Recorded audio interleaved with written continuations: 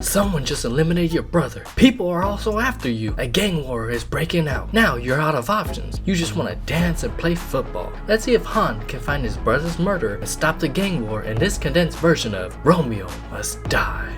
The film begins with Po Sing enjoying himself at a rival nightclub where the crowd urges him to depart. Kai, employed by Po's father Chu Sing, along with his entourage, arrive to escort Po out, as it's not smart for them to be at the enemy's territory. As they exit, a member of the rival group instigates a verbal altercation, escalating into a standoff. Club owner Silk then intervenes by firing a shot into the air, emphasizing this mantra that guns don't take lives, people do. Sensing the tension, Kai and his crew promptly exit, avoiding any further conflict. The following morning, a neighborhood paperboy on his delivery route discovers Po hanging from the power line. Later, Chu Sing receives the heartbreaking news of his son's death and is overwhelmed with grief. Meanwhile, rival gang leader Isaac O'Day receives the news of Chu's son's demise and becomes anxious about the implications. He instructs his right-hand man, Mac, to organize a meeting with Chu to assure him that they had no involvement in this tragedy. Isaac is adamant about avoiding a conflict between the two factions. Elsewhere, in a Hong Kong prison, Han Sing receives the news of his brother Po's demise. Stunned by the revelation, he lashes out at the prison guards. What a shame to waste some good fried rice. As a consequence, he finds himself suspended upside down, awaiting punishment. Pretending to be unconscious, he catches the guards off guard with a surprise headbutt. Knocking one down, now seizing the opportunity, he swiftly subdues the others and frees himself using the key.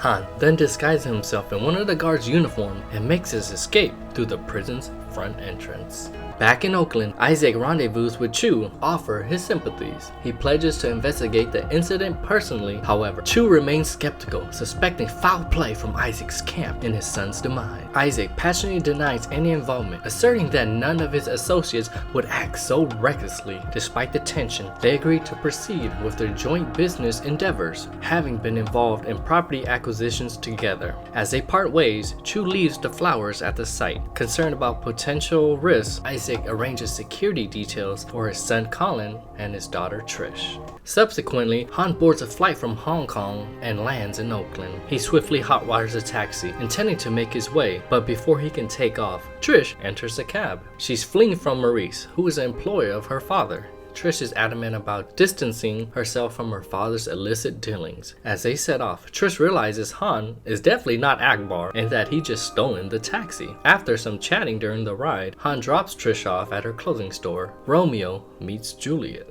Later, Han covertly infiltrates Po's condo in search of clues regarding his death. He notices family photographs adorning the walls and reminisces about the basketball they used to play with as children. Finding nothing out of the ordinary, he opts to read out the last number Po called. To his surprise, it connects to Trish's clothing store. The realization dawns on him. The last person Po spoke to was somehow connected to Trish's store. Meanwhile, at Isaac's construction yard, he meets up with Colin, who informs him of a mysterious phone call he received from someone claiming to have information about Po's death. Colin admits to being cautious, so he arranges a meeting at Silk's nightclub. Isaac expresses his concern, not wanting any harm to befall on his son. He emphasizes the importance of a significant project he has lined up, and assures Colin that if he succeeds, he'll have a prominent role. All Isaac asks is for Colin to trust him and follow his lead until then. The following day, Han visits Trish's clothing store and discreetly trails her back to her residence. Trish, taken aback by his unexpected presence,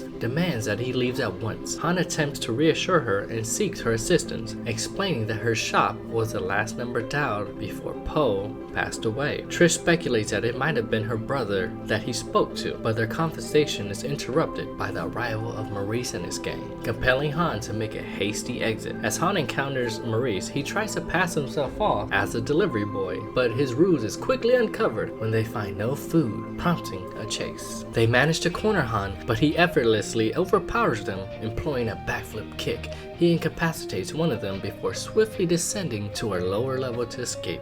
Despite their pursuit, Han ultimately subdues them and restrains them with zip ties. Once he has dealt with them, he jumps in their truck and makes a getaway. Now it's Po's funeral, and Han arrives bearing the basketball from their childhood as a tribute to his departed brother. His father is taken aback by his presence. Upon meeting his father, Han inquires about the circumstances of Poe's death. Chu in turn questions Han about how did he escape from prison. Chu not answering his question, Han reveals that he aided both his brother and father in escaping to America. Chu defends her actions, stating that he had no other choice. Han recalls his mother's dying wish for him was to care for his brother, explaining his presence at the funeral. He admits his father's failure to fulfill that promise and then departs. Chu expresses his reluctance to lose another son. Han approaches Kai to inquire about the events leading to Poe's demise, and Kai promptly blames it on Isaac's men, citing the altercation at the nightclub. He points out the unstable balance of power, with half of the business belonging to Chu and the other half to Isaac, implying inevitable conflict. Playfully, Kai tosses a water bottle at Han and engages in a mock combat with him. He remarks on his concern that prison may have dulled Han's edge. Later that evening, Colin and his girlfriend are unwinding in the apartment, discussing his desire for his father's respect, when the doorbell interrupts their conversation. Suddenly, their bodies are sent hurling through the window. The following day, Trish visits her brother's body and directs her anger towards her father, holding him responsible for Colin's death. She accuses him, screaming that he might as well have pushed him out the window himself before storming off. Meanwhile, Mac expresses to Isaac his determination to seek revenge. Isaac, without a word, just departs. Now both factions have suffered a loss of a son. Soon after at Poe's apartment, Han observes a photograph of Poe posing next to his car and gives him an idea, prompting him to inspect the vehicle. He discovers a concealed compartment within the cane stored in the car, revealing a list of addresses. Upon returning to the apartment, he finds Trish waiting for him. She informs him of Colin's demise and implores his assistance in uncovering the perpetrators. They embark on a journey to the addresses listed, only to discover that they are waterfront properties. Upon reaching one of the locations, they stumble upon a scene where several Chinese individuals have been attacked. As the assailants flee, they catch sight of Han and redirect their aggression towards him. Attempting to escape, they are pursued by motorcyclists intent on eliminating them. He manages to subdue one of them, but they continue the pursuit. Upon apprehending the remaining assailant, they realize she is also Chinese. Reluctant to strike a woman, Han manipulates Trish to engaging in a physical confrontation. However, the altercation inadvertently leads to the assailant being impaled on spikes, hindering chances of obtaining any information.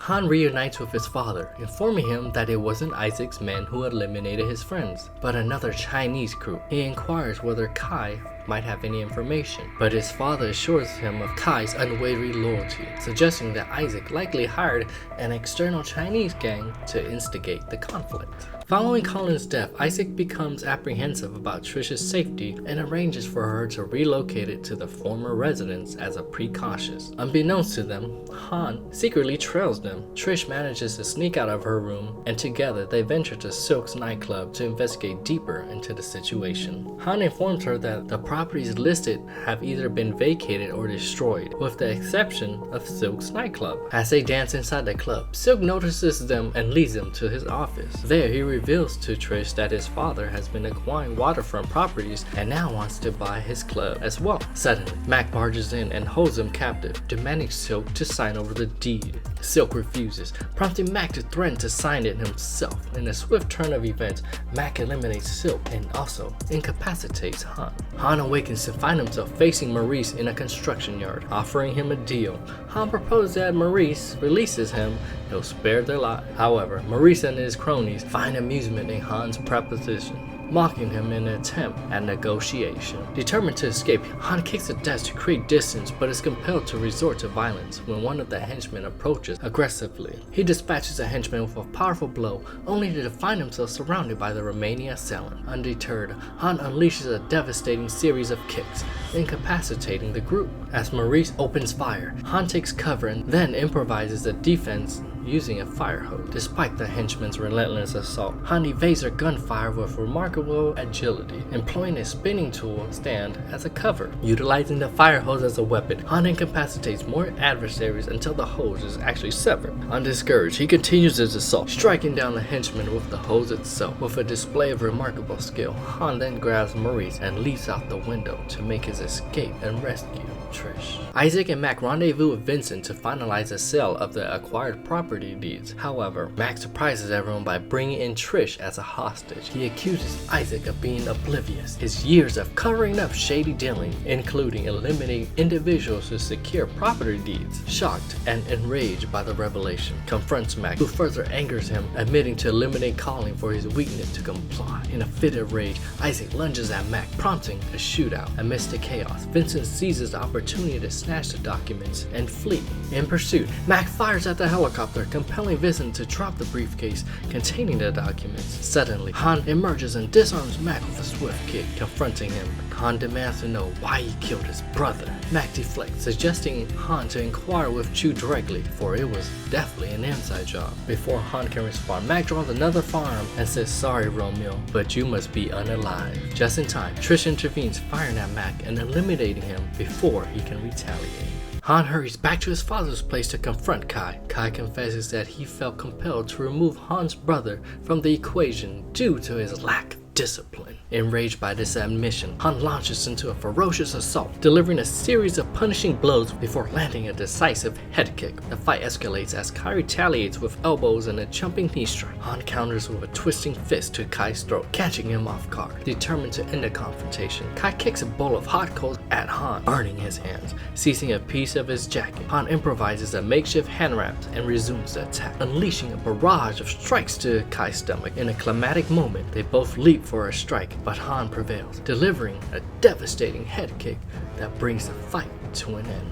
The film ends as Han reunites with his father, informing him that he has avenged his brother by uncovering his killer. He asserts that destiny will determine his father's fate, and no one will go to prison for him this time. With these words, Han departs, leaving his father to face his own judgment.